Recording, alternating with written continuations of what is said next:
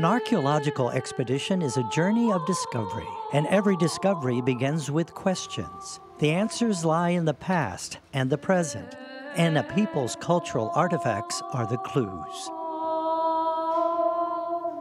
On my latest archaeological exploration, I join archaeologists from UCLA's Coatzin Institute on a journey through Armenia. While today Armenia is the size of Maryland, it once stretched from the Caspian to the Mediterranean Sea, and from Persia to the Caucasus. Armenia is older than Christianity, and within its ancient borders lies Mount Ararat, the legendary resting place of Noah's Ark. And although now lost to Turkey, the 16,000-foot mountain still stands as a symbol of Armenian persistence. The Armenian survival has been forged in the furnaces of war and genocide, and their centuries of struggle is an integral part of their national identity, as is their language, religion, and cultural heritage.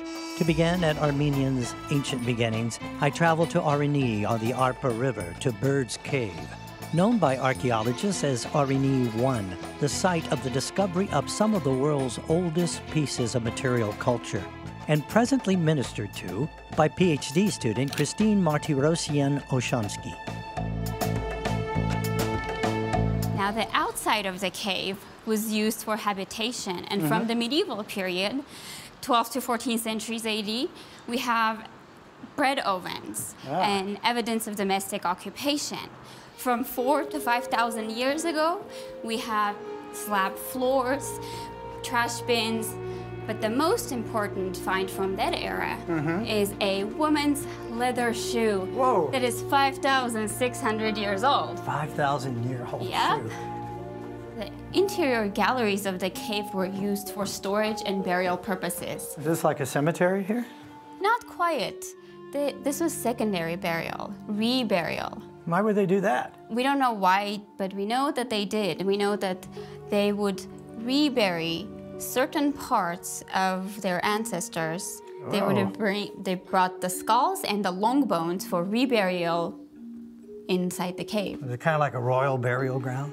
It could be. We don't know. It could be ritualistic. And so what we're looking at here are the containers that the remains were put into? Some of the containers would have been used for the reburial. Others were used for storage. We find apricot seeds. We find walnuts and prunes and grapes, a lot of grape seeds. And those were preserved here for thousands of years? This cave is really unique in that it has facilitated the preservation of the organic materials really well. The water processes that formed the cave stopped about 90,000 years ago. The second one is the temperature inside the cave is a nice, cool 21 to 23 degrees Celsius year-round. And the third factor is what we're standing on right now. Really? What are we standing on? Animal dung. What? Yeah, desiccated animal dung. They used to pen ships here and goat, and their dung accumulated and sealed the layers. You archaeologists always playing with dung and dirt. We like our dirt. You like your dirt? Yeah. Is there any way I can help you out? Grab a bucket and meet me in the trench. Okay. I joined Christine in the trenches, where she introduces me to some of the basic archaeological techniques used on a dig. We can start by brushing today. Every so often, that's what you want to do. You just go through the entire trench, clean it up, to expose the color and the texture of the structures, because otherwise you can't tell what's what. Joseph, what actually you're brushing right now is a 6,000-year-old wine press. Wow. Yeah. It's the oldest wine press we know of. Well, I love wine, so that's appropriate that I'd be cleaning up a wine press. How do they make that work? I don't see how you can make wine with this setup. Well, they would have brought the grapes in, and the rim of this basin would have been a little taller. You see remnants of it right here. They would press the grapes inside, and as they're pressing, the juices would flow into the vessel. A few months later, you have wine. What's it feel like to you as an archaeologist to be doing this? I feel like I'm part of history. Not only of making history as we're excavating this and learning about ancient cultures, but also part of ancient history. because I get to excavate and see how they lived, how they try to figure out how they thought, what they believed in, what rituals they performed, what were their day-to-day activities, even what they ate. How about doing archaeology in your native land? You're Armenian. I am Armenian. It's homecoming every season. So there's that connection to the land, connection to the history, and connection to the nature. Of course. And the people. And the people. Yeah. It's part of my cultural heritage, so I'm very, very proud and very honored to be a part of it. Archaeology is time traveling and connecting the dots of the past with the present. From the world's oldest wine press, I head back to the 21st century and into the Arpa River Valley, where they have been growing grapes and making wine since the days of the Great Flood.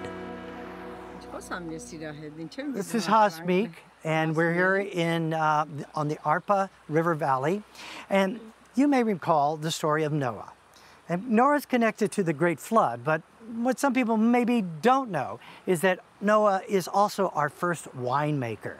When the ark ended up at the top of Mount Ararat, and him and his family came down the slope, the first thing he did, being a man who had had a long voyage, was to plant a vineyard. He created wine from the vineyard, got a little intoxicated, went off to sleep in his tent.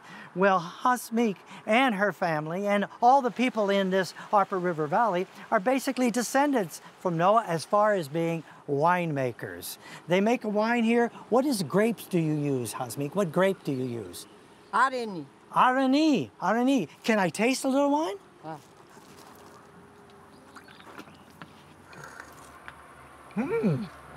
A little bit dry. You know, her packaging isn't as good as Napa Valley, but there's no less passion in the winemaker. And the wine is certainly very drinkable. Genocide. Drinking with Noah's descendants in the Arpa River Valley. That's cultural archaeology.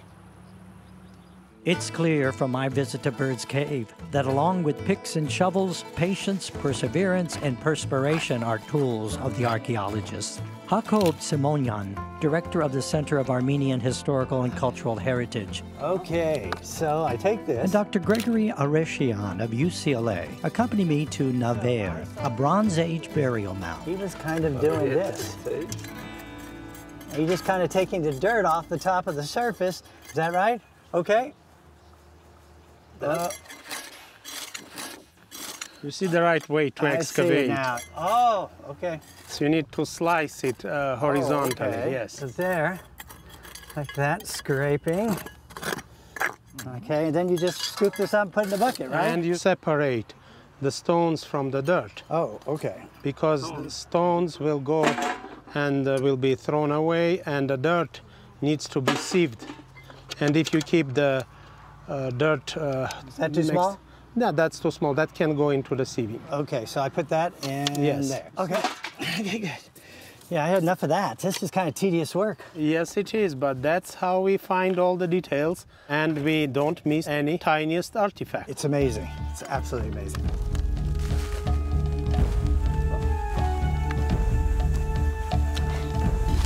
That's exactly the amount that you need to sift. Hold on. Faster, a little bit faster. Okay, like that. Faster? Mm-hmm. On the sift. Oh, the rocks, all the rocks, more rocks. Life is about rocks. Okay.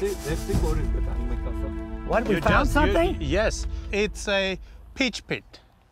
But that could be from people just standing around eating peaches here at the site. Most likely not, because you found it from underneath a rock that was placed there on top of the mount 3,500 years ago. This peach pit is 3,500 years old. Wow. The peach pit, discovered at Naver, and the storage vessels in Bird's Cave illustrate that agriculture has long flourished in the Ararat Plain. Not far from the riverside wine stalls of Armenia, the town of Suranavan is famous for its roadside fruit and vegetable stands. The Ararat Plain is the breadbasket, the the fruit basket, the produce market of Armenia. It is the richest part of the country agriculturally. And here in Sarinovan, farmers bring their crops from the field, from the orchards, right here to the side of the road and goes right to the vendors. Apricots are so delicious in Armenia that they've actually named the fruit after Armenia. So it's called Fructus armenicus. Actually, it's also could be because they think that's where the fruit comes from. And if you ask for a taste, he'll give you a little taste of it. Ah, okay. Look at this. Wonderful. Here's the straw side. Mmm. Delicious. I don't know how to say delicious in Armenian, but delicious. How about a watermelon? I'll cut it right open for you. Look at this. Mmm. Shad homave. Delicious. Kenats. Genocide.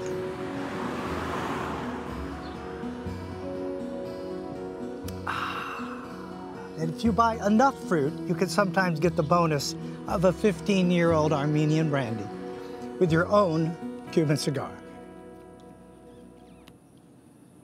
Shot mercy. In a mountainous, dry country where arable land is scarce, the 50-mile-long Ararat Plain is Armenia's fertile crescent, where melons, peaches, cherries, and grapes grow. And also, at the ruins of the ancient fortress city of Metsamor, I discover the region is at the source of the Armenian people. The foundations of this wall go back 3,000 years. I'm at Metsamor, one of more than 1,000 Bronze Age archeological sites here in Armenia. People lived here between 3000 and 800 BC. Now, what's significant about this site is at the end of that time, the people living here were speaking Armenian. And also, what took place at the end of that time, invaders from the Urartu Empire came here, destroyed the settlement, and took the people with them and scattered them throughout the empire, thereby being the precursor and propagator of the Armenian civilization. This is a very rich site. More than 25,000 artifacts were excavated here and are in the museum and tell the story of the people who lived here during that time. There are utilitarian artifacts and there are ritualistic artifacts.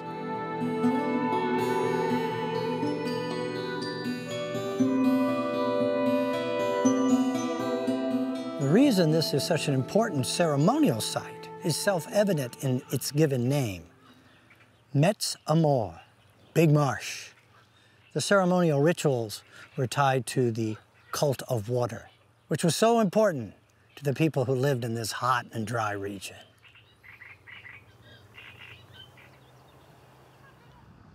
I've been telling you people have lived in the Armenian highlands for thousands of years, and now I'm able to introduce you to some of them. The Kadasham burial site was used from 2300 BC to 900 BC. It was the final resting place for a Bronze Age settlement that was very close to here. In the 1960s, when this site was discovered, it was fairly obvious that something was going on here because of the burial mounds. And then, with a bit of excavation, they discovered stones, the basalt and tufa, the volcanic rock, was put in very distinct circles. The graves themselves were covered with basalt slabs. Inside the grave, the remains that they discovered told them a story.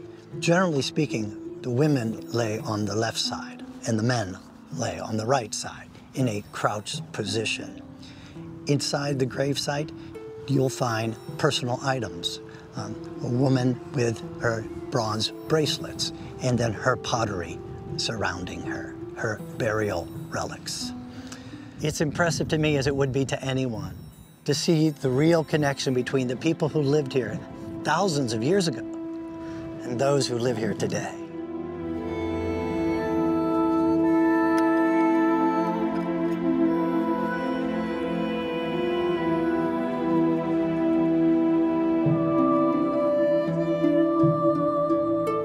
This is fantastic, yes. And how touching, a 3,000-year-old bracelet from this lady, to be able to hold that.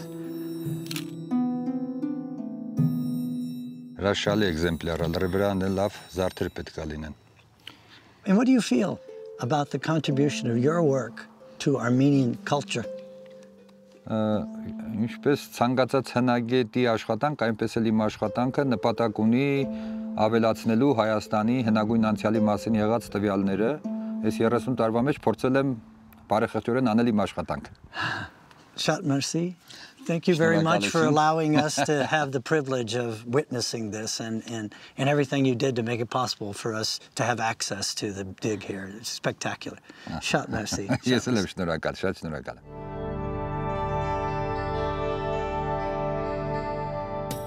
Next morning, Gregory and I returned to Metsamor and followed the river to Devine, site of one of Armenia's ancient capitals, whose ruins were extracted from layer upon layer of the mud brick remains of previous settlements. In archaeology, what you get is always more than what you see.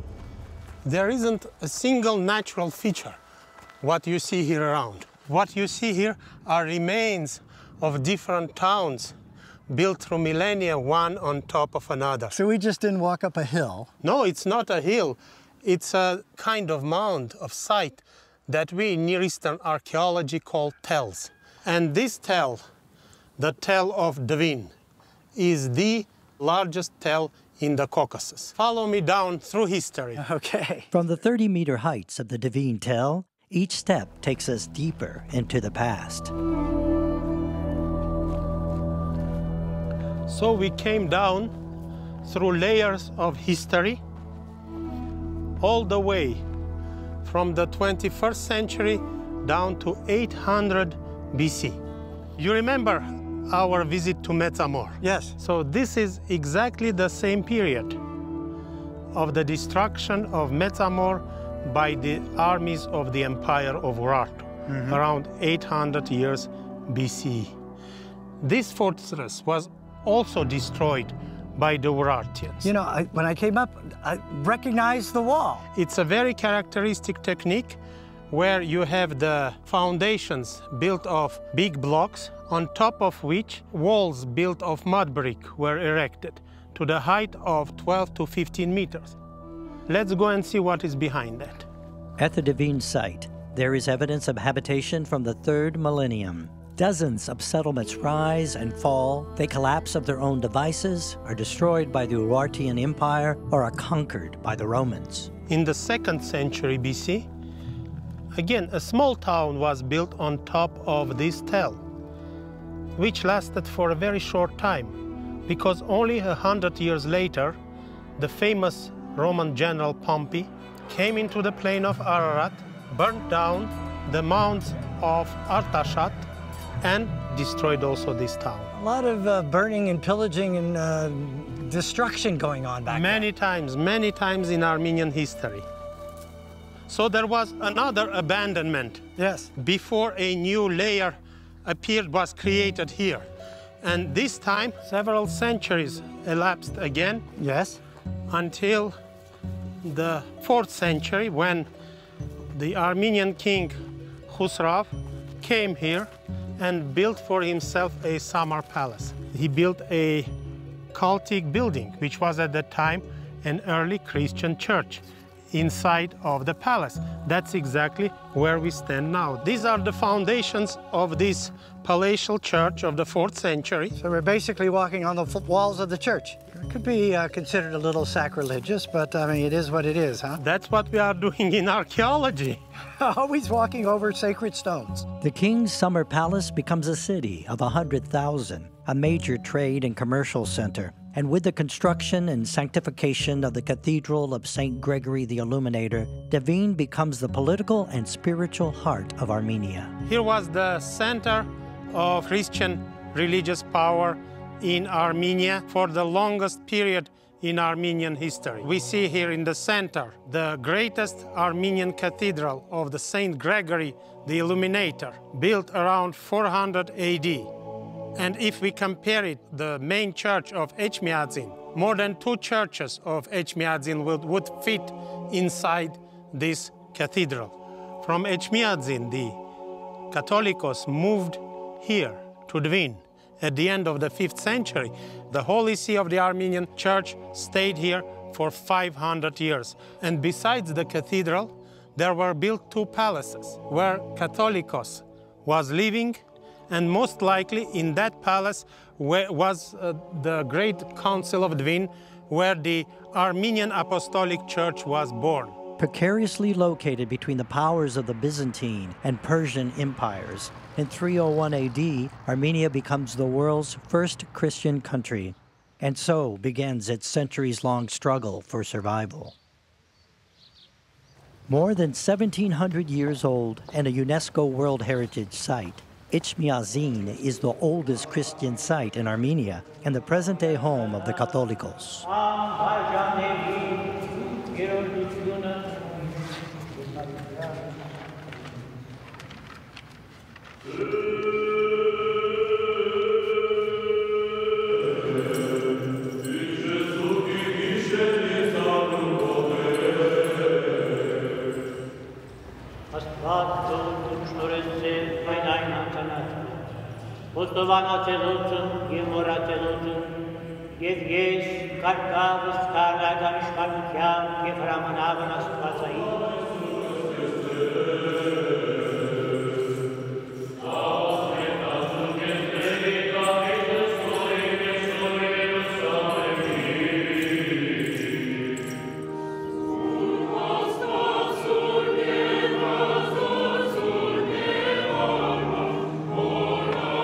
What the Vatican is to Roman Catholicism, Etchmiadzin is to the Armenian Apostolic Church, established in the 4th century by St. Gregory the Illuminator. The church developed into a way for the Armenians to ward off assimilation by the crusading proponents of the Eastern Orthodoxy of the Byzantine Empire and the Islamic religion of the Persians. Throughout the centuries of change and trials and tribulation, the church has been an anchor of Armenian identity. In recent times, after 70 years of Soviet state-sponsored atheism, which stifled but did not quash their beliefs, the Armenians' religious faith and its place in their life is stronger than ever.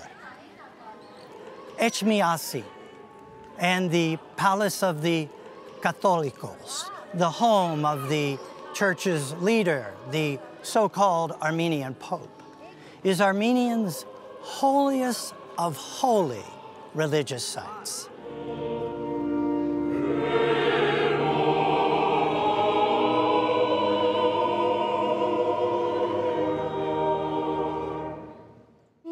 A peaceful morning in Yerevan belies the modern capital's turbulent history, yet its fresh 21st century face still reflects periods of change. In its wide avenues and heroic sculptures, the 7 decades of Soviet dominance is evident, and Republic Square, formerly Lenin Square, marks Armenia's transition since 1991 into an independent, democratic, and optimistic nation. Yet no matter what the future brings, the country's cultural roots will be forever planted in the historic Armenia of kings and castles. At a time when Metsamor and Dvin were falling to the Urartians, the Urartian king was building his royal residence in Erebuni, an early manifestation of Yerevan. It functioned as a royal, religious, and commercial bastion. This is the birth certificate of the modern capital of Armenia, Yerevan. Oh, really? Carved on this stone by the order of the Urartian Emperor Argishti I in the 8th century BC. It tells us the name of the precursor of Yerevan, Erebuni. Erebuni. We are walking now through the palace of the citadel of Erebuni. You see the bottom of this wall. These are original, whereas the top is a reconstruction done during the Soviet period. And this is the original wall of Urartian masonry, dating back to 780s BC. Wow. This was a palatial temple, of which we learn from these cuneiform inscriptions written in Babylonian script, but in the Urartian language. Dingir Iuarsha Ine Esuse Argishtishe Minuahinishe. Sounds great. What does it say? It means, to the god Iwarsha, this temple Susi, Emperor Argishti, son of Menua, built in this city. And when was this inscribed again? It's almost 3,000 years ago.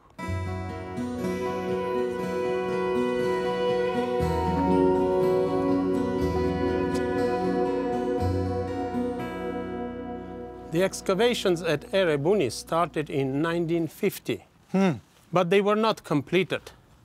This is the excavation from last year. Okay. You can see walls here, foundations of walls that belong to the earlier periods of the temple of the Urartian god Haldi. Yeah, this is kind of the basic question of archaeology. Why do you dig all these holes? What are you looking for? We are working on reconstructing human past. Oh. We are recreating the knowledge. This is probably the most interesting and intriguing effort that archaeology is doing. So after you've taken everything out of there, you know what's here, then what's the process? We most often refill it. Why? Because this is the simplest way to preserve it temporarily until there are means and capabilities to reopen it, restore it, reconstruct it, to present to the general public. With its roots in Erebuni, Yerevan is one of the world's oldest continuous settlements. Due to its strategic location, Yerevan was constantly fought over. During the Turkish-Persian Wars, Yerevan changed hands 14 times from 1513 to 1737. From 1919 to 1920, it was a refuge for survivors of the Armenian Genocide and the capital of the ultimately annexed First Republic of Armenia. As part of the Soviet Union, between 1920 and 1991, it expanded into a major artistic and industrial center. Throughout all of its history, it has been a crossroads between East and West and a marketplace of goods and culture. Rather than a Silk Road of more than 4,000 miles between China and Europe, there are many Silk routes. And certainly Armenia and its present-day capital of Yerevan were on some of them. Now, in that spirit, here at the Riverside market, there is a wide variety of things, but I'm looking for goods that have an historic or cultural connection.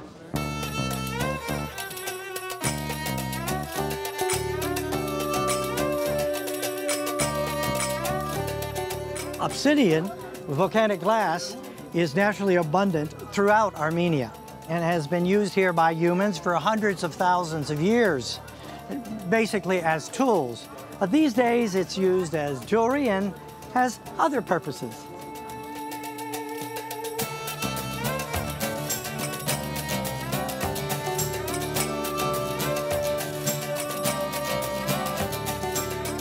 Body order. Now this is very, very important to Armenians. Armenia has been called the pomegranate state, and in fact, ever since the beginning, it's been important to the culture. Pre-Christian, it represented abundance and fertility. And then after Christianity became the state religion, it was associated with marriage. The same idea. There's pomegranate wine, there's pomegranate candy. Pomegranates are very, very important here. You know, as a matter of fact, there are many things here at this market that have cultural or historic significance. And some of them are obvious and some of them are not. But you know, the great joy of going to markets anywhere in the world is to discover and to meet the people and learn something. Wow, this is wonderful. There's a whole avenue of rugs here. And rug weaving has been a part of Armenian life, well, ever since the beginning of Armenia. This stall even has one of the instruments used in the process. It's to comb out the wool at the beginning. Now, each of the areas of Armenia had its own particular design.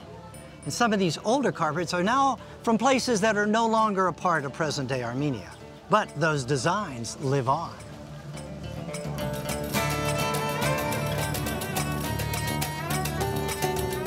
This is vodka? Armenian vodka? Armenian. Ah, what's strong? Whoa! Very strong. This benzene. This benzene. Benzene, yeah. No. Wow, this is alcohol. Come, look. Homemade. Homemade. So this is a home brew. Apricot. Oh my gosh, look at this. Wow. You drink just because, no, first you must drink. First drink? Drink, yeah. Okay. No. No, yes. Yes, yes. Yeah. Yeah? Okay, all right. Come on. Hoppa. And then eat.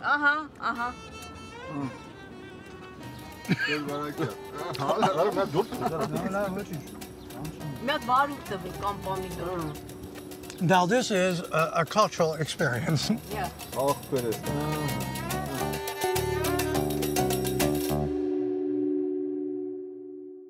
Having discovered that Armenian rugs are a wellspring of pleasure, I follow the thread into the countryside to the source.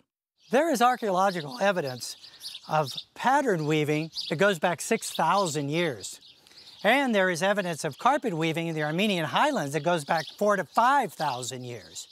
Now these days, carpets are mostly machine-made, but there are still pockets where people use traditional methods. I'm fortunate enough to have found a family that still make their handmade carpets the old-fashioned way. Barriord? Barriord. Now, do you see what I mean? This is a traditional wooden loom, and there's not too many of those left. Now, here's the process. The wool is hand-carded, combed, spun, washed, and then dyed using natural dyes. Then a foundation of the carpet is laid on the loom, and the ladies then begin the Armenian-style knotted rug using this tool here. Now, let me show you how they do that. Look how slowly she's doing it. I think it's harder for her to do it slowly than it is actually for her to do it at the breakneck speed that she does. Look at that. After they complete an entire roll, they'll pound it into place and then cut off the excess wool. Now this will be about a 4x6 carpet, and that'll take them about a month to make, and it's about $1,000 wholesale. Now in the past, the designs on the carpet represented the place in Armenia that the carpet was made. Although handmade rug weaving is a dying art, it is still one of those crafts that the Armenian culture really identifies with. While rug weaving's cultural significance evolved out of Armenia's Silk Road legacy, khachkars are uniquely Armenian icons, symbols of their spiritual birthright. Armenia is a country of rocks, so it makes sense that its national art form would be rock carvings. Hence, the khachkar. From the 9th century to the present, khachkars have been carved to commemorate an historic event, honor a church donor, ensure entry into heaven, and, in the case of the Noradus Cemetery, to mark a gravesite. Distinguished by carvings that represent the resurrected Christ, the wheel of eternity, the symbol of life, and other symbols, khachkar carving reached its zenith during medieval times. The largest concentration of standing khachkars is at the cemetery at Noradus, near Lake Sevan. Lake Sevan is many things. It's an Armenian icon to begin with, one of the largest alpine lakes in the world.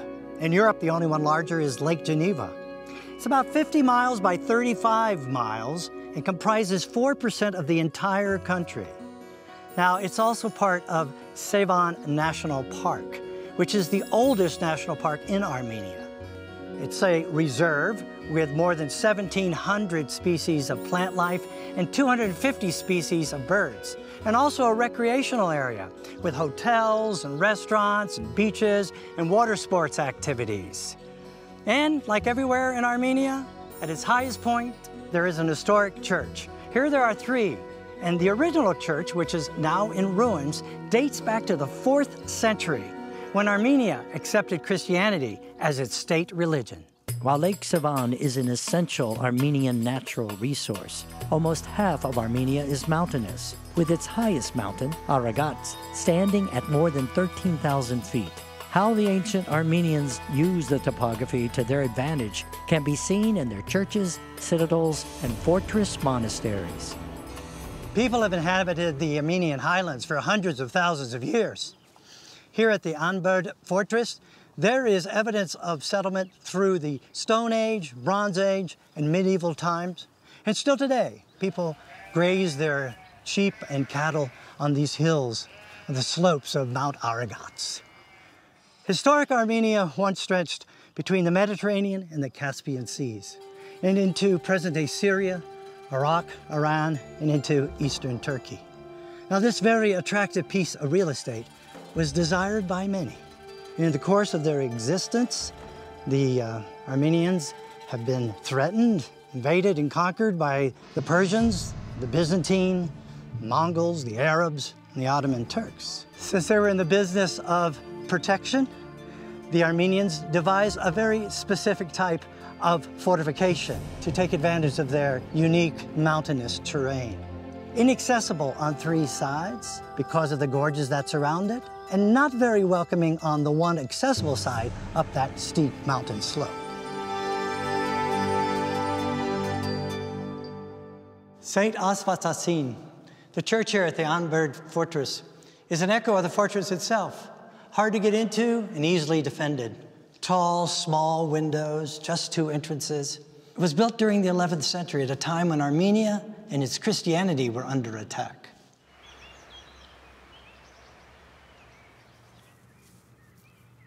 Although there have been times when unification with the Roman Catholic or Eastern Orthodox churches has been considered, the Armenian Apostolic Church has maintained its independence from its formation in the 7th century until present times. There have been exceptions, and Aktala, which is a Greek Orthodox church, is one of them. Built in the early 13th century as part of the palace of Grand Prince Ivani Zakarian, an Armenian field marshal of Georgian forces, the church served its patron and his peers. Its frescoes are extraordinary masterpieces of Byzantine art, and among other subjects, feature Islamic personages in order to protect the church from possible Muslim invaders.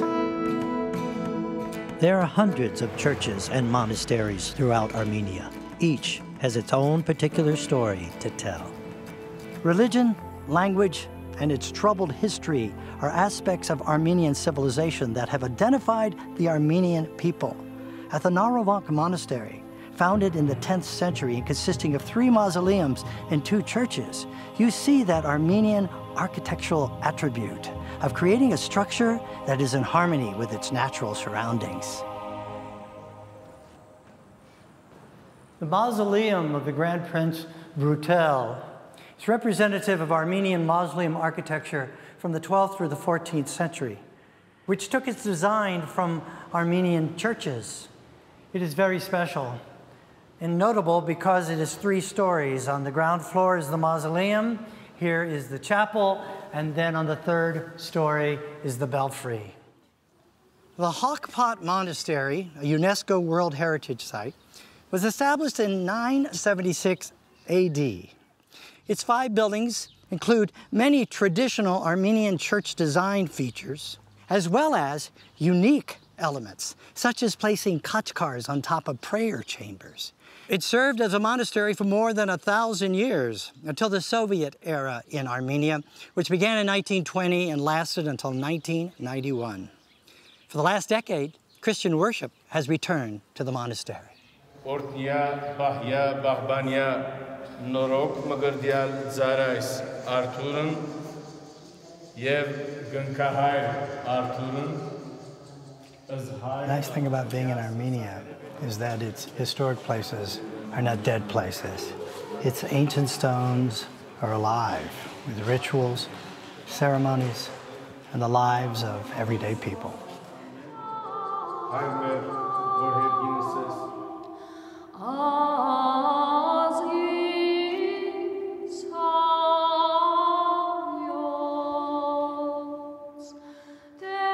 Carved into a mountainside, and once the repository of the Christian relic of the Holy Lance of the Crucifixion, the mystical Gerhard Monastery was founded in the 4th century by St. Gregory the Illuminator upon a sacred spring. Legend holds that its water grants prayers, and if you drop a coin in the pool, you will return to Armenia.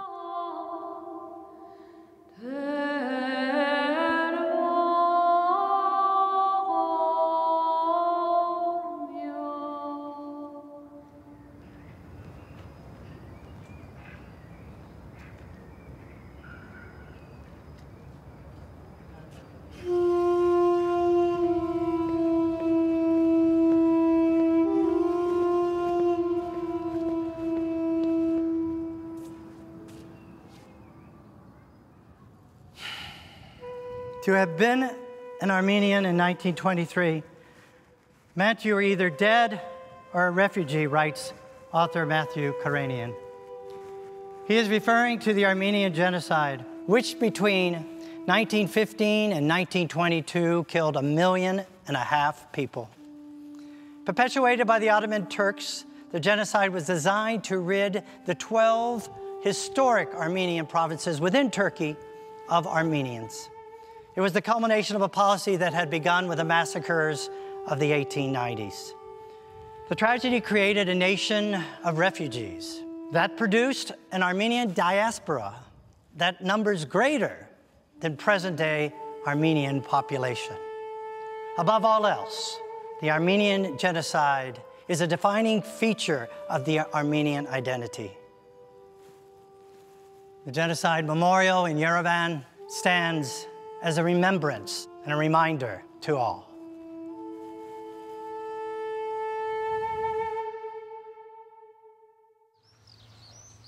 In order to preserve country and culture, Armenians have made unimaginable sacrifices, and their struggles have forged a resilience that allowed them to persevere.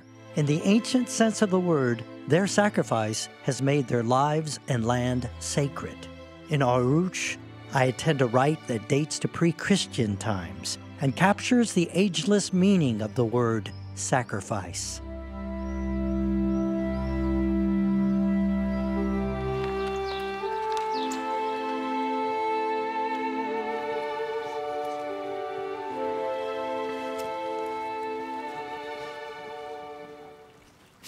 The skin gets completely processed. It's used for leather. The fur, they will make either hats or they will actually weave threads and make rugs. So every part of the lamb is being used, even though it was done for a ritualistic ceremony for good prosperity for human beings. Every part of the lamb is used as it would be used to provide food for the family. Yes, absolutely. And the more connected people are to the land, they have an experience with it. I mean, if you're slaughtering a lamb, you have raised it, you have... In this environment, respect for food has a tremendous, enormous importance, because compared to our Western world, people don't feel as secure. So this kind of consumption of animal protein becomes a highly ritualized procedure. I believe historically even the gods were part of that. Yes, absolutely. The moment when the cross drawn on the sacred stone, it's that the moment when gods start consuming blood of the animal. And that comes clearly from very, very ancient times, way before Christianity.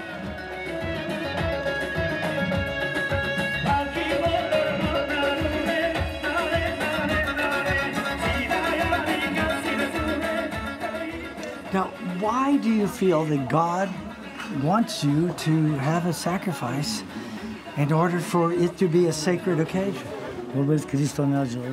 As a Christian nation, we believe in God, we believe in sanctity, we believe in the importance of our churches, and we want our sins to be forgiven. That's why we are doing the matach. Also a part of the ritualistic celebration that's taking place here, and also a part of everyday life, is the making of bread. And this is the beginnings of lavash.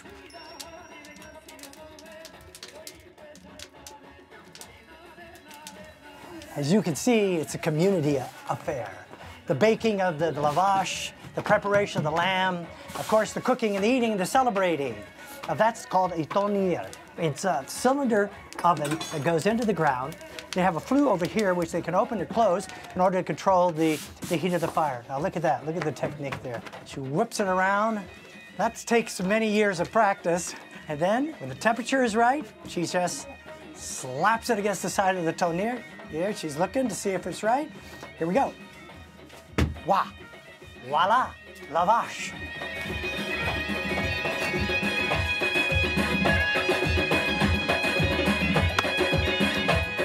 The lamb that was sacrificed at the church, the greatest part of that lamb has been distributed to the community. 7 large platters of uncooked lamb.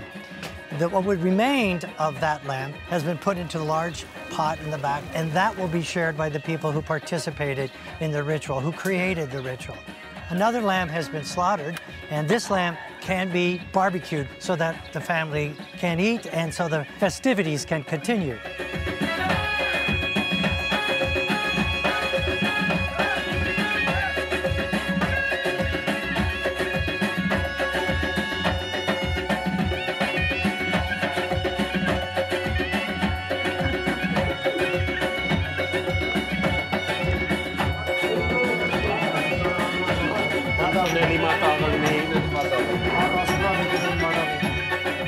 May this house be filled with prosperity and love.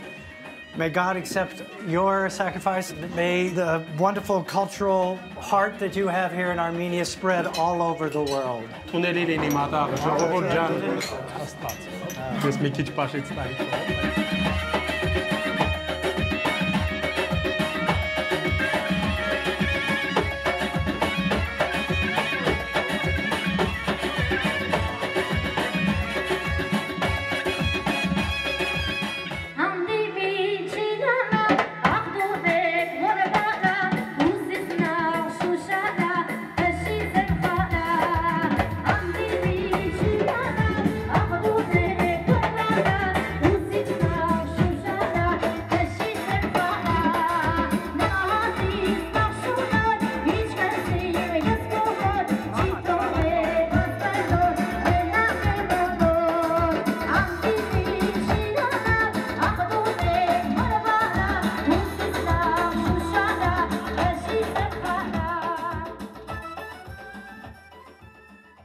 To know wisdom and instruction. The second verse of the biblical Proverbs is believed to have been the first words translated into Armenian after the creation of the Armenian alphabet. On my archaeological adventure, every site I visited offered instruction on how the Armenian people of the past, the distant and the near past, lived. And with every encounter with present-day Armenians and every opportunity to share in their ceremonies and celebrations, I became wiser to the ways of this beautiful country and its people. Archaeology instructs us on the past and makes us wiser about it. And what is discovered serves the present. It is as if we are digging into the future. And the historic gems that are unearthed show us from whence we came so that we may divine what the future may bring. Until the next time, this is Joseph Rosendo, wishing you good finds.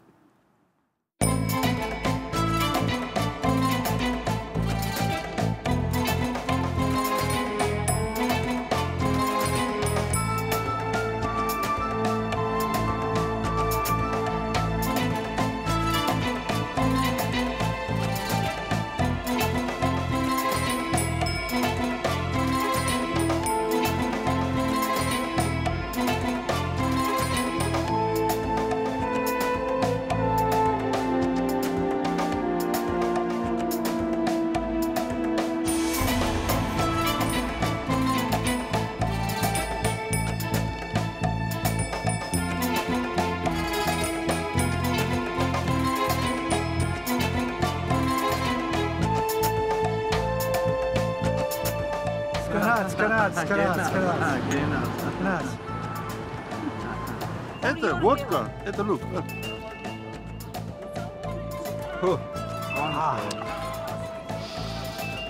Все. That makes the day go by.